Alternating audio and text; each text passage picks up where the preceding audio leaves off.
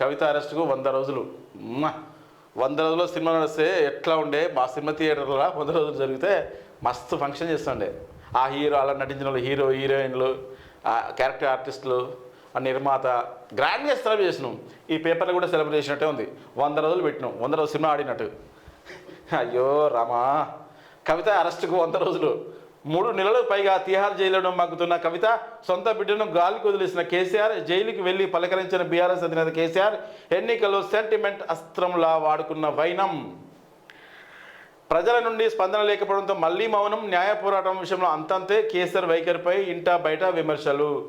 ఇక ఏమైందంటే ఇటు ప్రజల మద్దతు కోల్పోయిండు, ఇటు కొడుకు కూతురు అల్లుడు వీళ్ళందరూ అవతవకలు.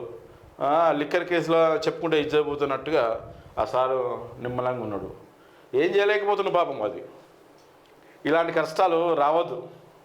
అలానే ఇలాంటి లిక్కర్ కేసులో దొరికిపోవడం, అసలు ఆ స్కీమ్లో పోవడమే తప్పు, స్కామ్లో పోవడమే తప్పు.